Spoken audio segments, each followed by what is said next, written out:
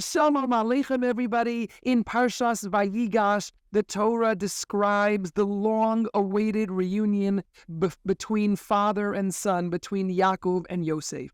And the Torah tells us that before Yaakov left Eretz Yisrael, before he left Eretz Canaan, he stopped in Beersheba.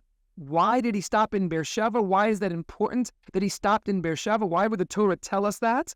The Medrash on that pasuk tells us that he stopped to cut down some cedar trees that Avram Avinu had planted in Beersheba, and he brought those cedar trees with him to Eretz Mitzrayim. And that Medrash makes the question even stronger. Why did he stop in Beersheba to bring cedar trees? Why did he need to bring cedar trees? Was that the most important thing to do? He wanted to go see his son. Why would he stop and chop down some trees and bring them to Eretz Mitzrayim?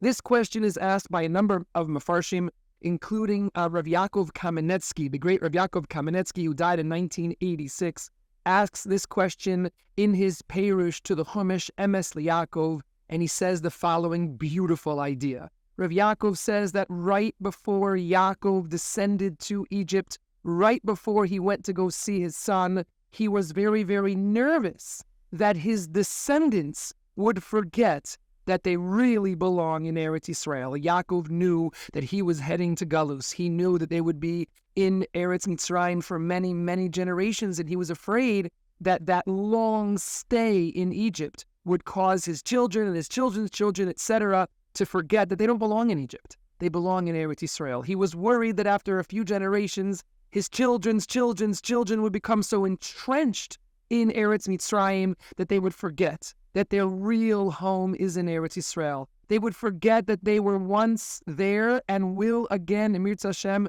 return. And they're going to rebuild the Beis HaMikdash with that very wood. And so to combat those feelings in his descendants, Yaakov went to Beersheba and he brought the cedar trees that his grandfather, Avram Avinu, planted. And he would take those trees and he would plant them in Eretz Mitzrayim. And the story would be passed down from parent to child, all the way down. As they were, so to speak, driving in their car or whatever it was, they would look out the window and they would see those cedar trees. They don't normally grow in Egypt. They don't naturally grow in Egypt. And a child would ask her parents or his parents, they would say, "What are those cedar trees doing here?" And the parent would say, "No, they were planted by your ancestor Yaakov. They came from Eretz Canaan. And that is where we belong, and that is where we will return, and that is where we will go, Emir Hashem, to rebuild the Beis HaMikdash." It's a very powerful message. Not every one of us is able to live in Eretz Yisrael yet, but each one of us needs some sort of cedar tree, some sort of reminder to remind us daily of where we are supposed to be, where we are headed, and what we are yearning and davening for. Have a Shabbat Shalom, everyone.